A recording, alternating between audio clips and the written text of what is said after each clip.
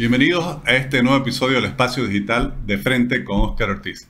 La economía vuelve a estar en el centro de las preocupaciones de los bolivianos y sobre todo se habla de un factor que es la escasez de dólares, algo que quizás no sufríamos en estas condiciones hace ya casi 40 años. Vamos a conversar con una de las personas que más conoce del comercio exterior boliviano y obviamente también de nuestra economía. Me refiero al licenciado Gary Rodríguez, el gerente general del Instituto Boliviano de Comercio Exterior, diría el centro de estudios más importante en Bolivia en materia de comercio exterior, con una grandísima continuidad institucional. Muchísimas gracias, estimado Gary, por aceptar nuestra invitación.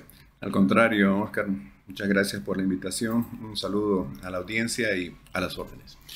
Gary, comentaba la preocupación que tiene la población boliviana sobre las divisas, en este caso la falta de divisas, y eso tiene una relación directa con el comercio exterior. Ustedes son los grandes expertos en el comercio exterior. Te he escuchado en algunos medios de comunicación hablando de los datos del 2023. ¿Qué pasó con el comercio exterior en esta pasada gestión? Bueno, lamentablemente, mañana sale una columna mía donde digo que a veces la letra entra con sangre. Se ha descuidado el comercio exterior. Se ha enfatizado la política económica gubernamental desde el año 2006 en el motorcito de la demanda interna, que no es que no sea importante, sin embargo, tan o más importante es el comercio exterior, porque ningún país en el mundo es 100% autárquico. Estamos integrados de una u otra forma a través del comercio de bienes, el comercio de servicios, la migración de las personas, etcétera, a transacciones que tienen que ver con la divisa universalmente aceptada como es el dólar. Y cuando se descuida el comercio exterior, no puede haber una solución como la que se puede dar en relación al mercado interno. El mercado interno se lo puede alimentar con subsidios, con subvenciones, con transferencias directas, con gasto público, con inversión, sin necesidad de que dependamos del dinero que lo podemos crear. Antes físicamente, hoy digitalmente. Los dólares los tenemos que conseguir de alguna parte. Y los dólares los puedes traer por exportación. Los puedes ahorrar sustituyendo importación. Puedes traer capital privado externo. Te puedes endeudar internacionalmente o puedes pedir que te regalen dinero. ¿Por qué estamos en la situación que estamos? Porque nadie regala dinero. Endeudarse es cada vez más costoso para Bolivia. Los capitales externos, privados, en vez de venir al país, se están yendo a otros lugares. Incluso capital nacional ha salido de Bolivia hacia otras naciones. Paraguay, por ejemplo, que ofrece mejores condiciones. La sustitución de importaciones avanza lento, pero es poco lo que se puede hacer con dos fondos revolventes de 500 millones de dólares cuando lo que importamos son 12.000 millones de dólares. Entonces, ¿qué nos queda? Exportar más. Y tú te debes acordar nuestra permanente proclama de la necesidad de exportar. ¿Para qué? Para conseguir los dólares que necesitamos para importar bienes y servicios. Si hablamos solamente de los bienes, más del 80%, o sea, más de 80 de cada 100 dólares que gastamos para traer mercaderías desde el exterior tienen que ver, primero, con combustibles, después con insumos, tercero, bienes de capital y cuarto, equipos de transporte. Y no producimos prácticamente nada de eso, por lo tanto, no podemos dejar de importar. Ahora, ¿cómo financiamos eso? Con las exportaciones. Esto funcionó mientras tuvimos unas exportaciones bollantes con precios altísimos para las materias primas. El macrociclo de precios altos que se dio entre el 2004 hasta el 2014 nos generó una cantidad de superávit impresionante que llevaron las reservas internacionales a que en el año 2014 teníamos una relación de casi 50%. RIN versus, o sea, reservas internacionales netas versus PIB, Producto Interno Bruto. Esa relación solo la tenía la China en todo el mundo. Entonces, eso fue muy bueno, ¿verdad? Pero, ¿qué pasó cuando acabó ese ciclo larguísimo de precios altos? Empezamos a experimentar déficit en el intercambio comercial. 2015 al 2019 perdimos 5.000 millones de dólares solamente en el intercambio de bienes. Y perdemos también muchísimos dólares en lo que respecta al intercambio de servicios. Perdimos muchos dólares pagando la deuda externa y por supuesto con la salida de capitales. Entonces, eso nos ha llevado a una situación donde las reservas internacionales han caído pues, a niveles mínimos, ¿no? Hoy día estamos hablando de menos de 2.000 millones de dólares, cuando en el año 2014 eran un poco más de 15.000 millones de dólares. Hemos tenido superávit el año 2020, en plena pandemia, 21 y 22, pero lamentablemente el año pasado hemos tenido una situación realmente penosa, con un déficit que, si excluimos las reexportaciones y excluimos los efectos personales que no generan divisas para el país, estamos hablando de un déficit en la gestión 2023 de casi 700 millones de dólares. Es una salida neta. Las exportaciones tuvieron 700 millones de dólares menos que las importaciones. O sea, eso ya le descontamos a lo que era el reserva. ¿Y cuáles fueron los principales rubros que variaron con relación al 2022 para que hayamos pasado un superávit a ese déficit? Lamentablemente todo ha caído, ¿no? En lo que respecta, por ejemplo, a las exportaciones no tradicionales, han caído 875 millones de dólares. La menor caída. Los minerales cayeron 967 millones de dólares y los hidrocarburos 964 millones de dólares. Ahora, pero ese no es todo el punto para explicar por qué no tenemos los dólares hoy día. Resulta que si comparamos la exportación del 2023 con la del 2022, hemos dejado de ingresar 2.800 millones de dólares el año pasado, comparativamente al 2022. No solo eso, sino que han salido 700 millones de dólares por déficit y, lo que es peor, en el año 2022 tuvimos 1.700 millones de dólares de superávit.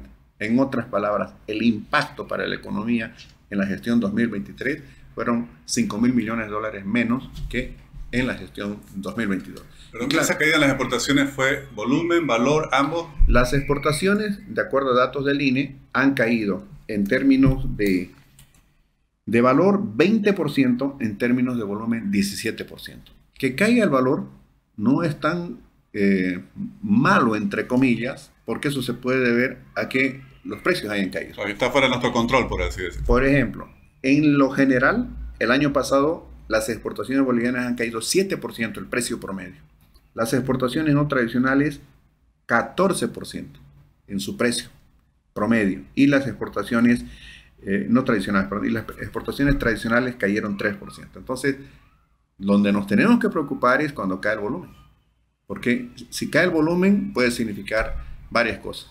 Que producimos menos, que producimos igual, pero no pudimos sacar, de repente porque no somos competitivos, o que producimos más, pero recibimos menos, ¿no? Entonces, o no exportamos. Y para eso hay una cantidad de explicaciones que se han dado en la gestión pasada. Por ejemplo, 3 meses de la frontera en Desaguadero bloqueada del lado peruano. No podíamos vender a Perú, no podíamos sacar productos por Perú, los puertos hacia ultramar. Hemos tenido un problema en un puerto peruano, los minerales de San Cristóbal no podían salir con normalidad. Súmale eso los bloqueos internos, súmale eso la caída de precios, la demanda internacional se resintió, China empezó a crecer menos, ¿no? Procesos de recesión, procesos de inflación, la falta de una agenda público-privada que siempre la hemos demandado, los cupos que salieron tarde. Bueno, esta es la tormenta perfecta que se ha... ¿Y con las importaciones cómo fueron las cifras del 2023? Es excelente la pregunta, porque ¿qué es lo que hemos visto en el 2023? Lección aprendida, me encantaría que alguien haga una tesis sobre esto, de ver cómo impacta el comercio exterior en una economía. Las exportaciones literalmente de la noche a la mañana se pueden caer, se pueden derrumbar de la noche a la mañana, ¿no? Y eso lo vemos cuando las exportaciones del año pasado, reitero, han caído 20% en valor, 17% en volumen. Las importaciones cayeron 3% en valor y subieron 2% en volumen. ¿Eso qué quiere decir? Que si bien las exportaciones se pueden derrumbar de la noche a la mañana literalmente, ¿no? Una quinta parte comparativamente al 2022, las importaciones no pueden caer de golpe. Porque esos bienes de capital, esos insumos, equipos de transporte, combustibles, los necesitamos no solamente para producir bienes y servicios en función del mercado interno o la exportación, sino también para vivir. Pongámonos a pensar por un momento qué pasaría si se deja de importar la cantidad de gasolina o diésel que el año pasado ha significado casi 3.000 millones de dólares de gasto. Se para el sector productivo.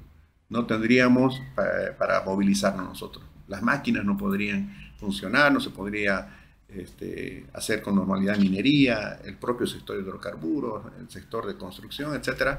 Por lo tanto, este es el tema que hay que reflexionar. ¿Cuán gravitante y cuán importante había sido el comercio exterior para un país? Y al interior del comercio exterior, más que la importación, la exportación para financiar lo que necesitamos para hacer mover este país. ¿Qué hacer frente a esta situación, Gary? Te doy el nombre de la columna de mañana. Bueno, gracias por la primicia. Sí, Dios mediante. Saldrá bajo el siguiente título. Exportar, exportar, exportar hasta que nademos en dólares. Y hay un cuadrito que elaboramos en el IPSE, ¿no?, que es muy gráfico. ¿Tú sabes cuánto estaba el dólar oficial en el año 2006 cuando empezó? Cuando empezó a gobernar el MAS. Con más de 8, ¿no? 808, ¿no?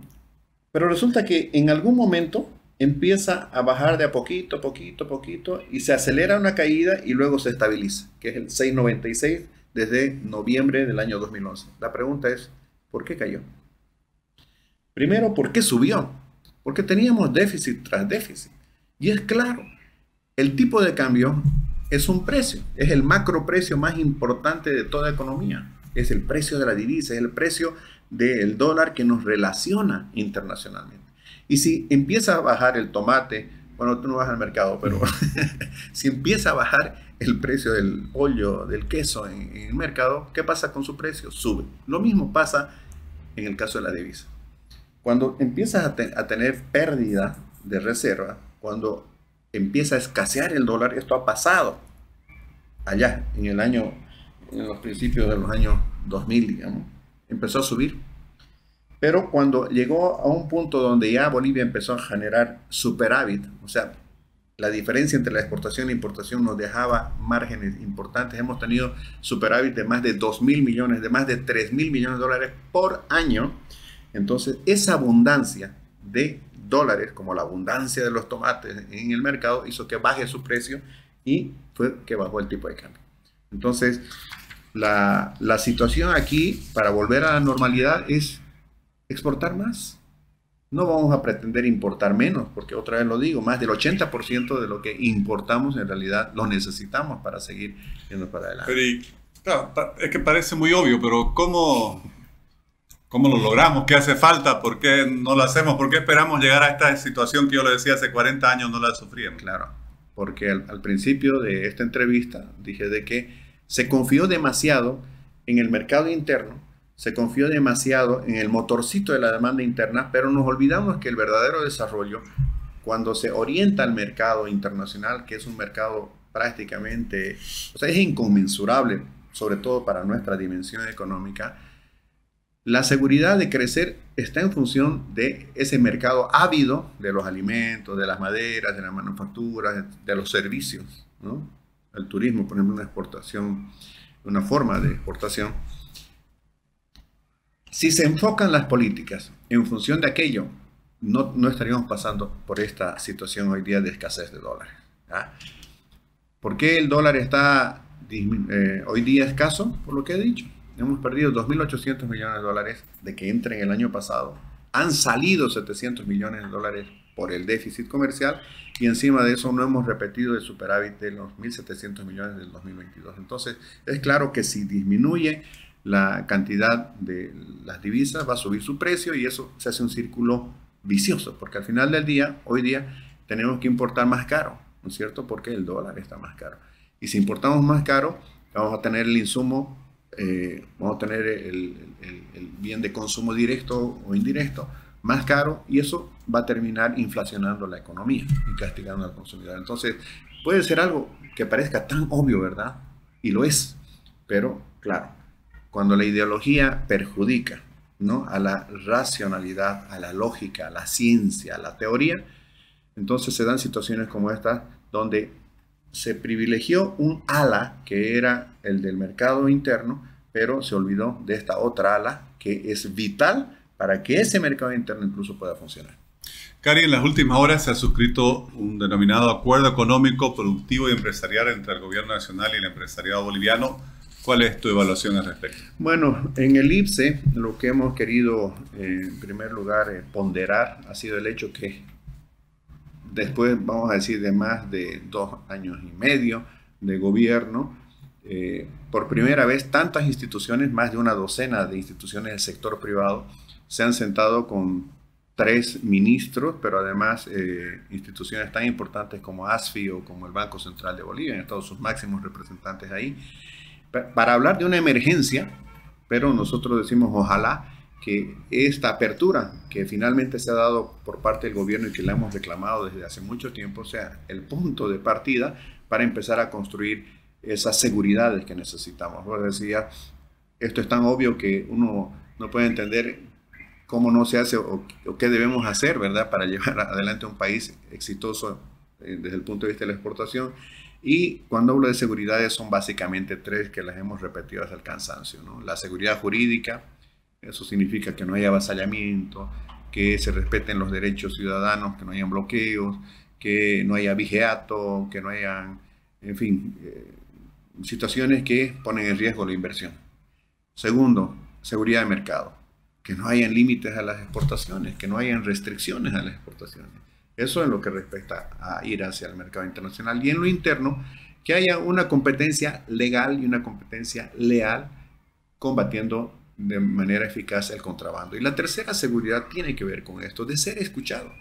Finalmente, los administradores del Estado son bolivianos, como tan bolivianos son los agentes económicos, ¿no? El exportador, importador, el productor, el transportista, el prestador de servicio, el comerciante, todos somos bolivianos. Y hasta donde yo tengo entendido, el servidor público debe hacer eso, digamos, servir a la sociedad.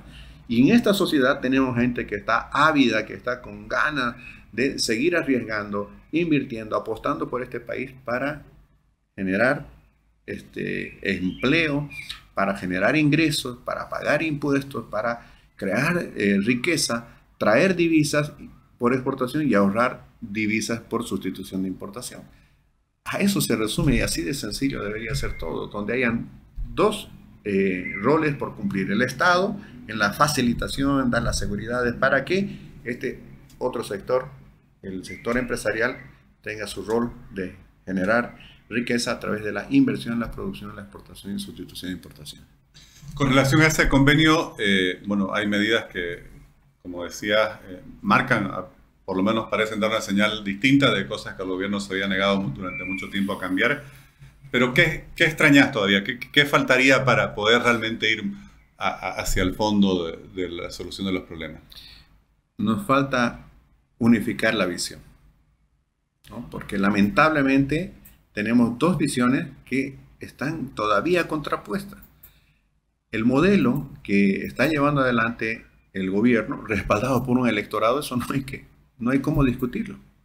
55.5% creo que fue la votación del actual mandatario y del anterior era como 53.7% si no me equivoco. Entonces hay mucha gente que cree que el Estado es el que tiene que hacer las cosas. Pero en el tiempo se está demostrando que no había sido el Estado solamente, sino principalmente el sector privado. Porque si ahora hay esta convocatoria a un sector que permanentemente le ha estado diciendo al Estado, al gobierno, trabajemos juntos, queremos hacer, queremos invertir, queremos producir, queremos generar bienestar, es porque hemos llegado a un punto donde el modelo, solamente con el accionar del Estado, no está dando resultado. Entonces, este es el momento donde deberíamos corregir aquello y aunar una visión de desarrollo donde ambos sectores se complementen, no de más bien de una forma excluyente como ahora, donde el Estado quiere ser empresario, el Estado quiere ser banquero, el Estado quiere planificar, el Estado quiere controlar, el Estado lo quiere hacer todo y no le deja espacio al sector empresarial. Entonces a mí me gustaría que nos pongamos de acuerdo de cómo podemos construir mejor un país dándole el protagonismo al sector privado y haciendo que el Estado no se cargue tanta responsabilidad sobre las espaldas, porque ya hemos visto que a la hora de la hora eso lo agobia al propio gobierno. ¿Ah? Porque hoy día, ¿quién está siendo apuntado es el gobierno?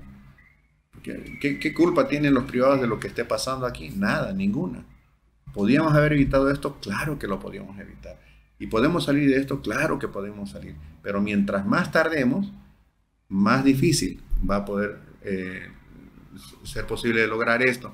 Entonces, si tuviéramos una visión de corto, mediano y largo plazo, si pudiéramos determinar las responsabilidades de ambos, si pudiéramos mirarnos en los ojos, escucharnos y coincidir en el bien mayor, creo que sí. Sobre esta base, ¿no?, que establecen algunas medidas perentorísimas, deberíamos hacer que el Estado le pregunte al privado qué necesita, cómo lo hacemos, cómo apoyamos. Esa es la actitud que quisiera escuchar de parte de nuestros gobernantes. Eso todavía es lo que está faltando. Y otra vez reitero, coincidimos en las mismas preocupaciones, pero no en la forma de resolver, por ejemplo, el tema de la pobreza. No es con bonos, no es con dádivas, no es con asistencialismo.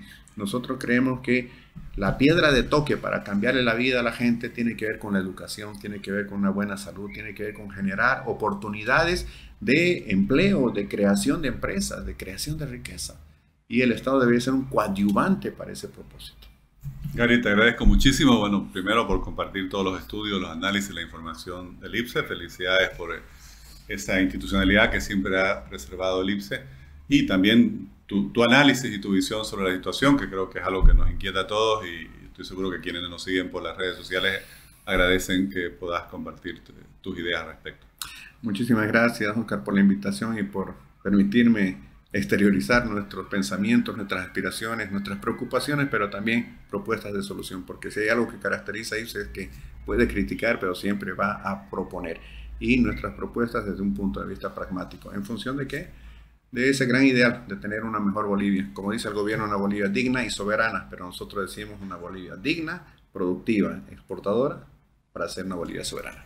Gracias, Gary. Gracias.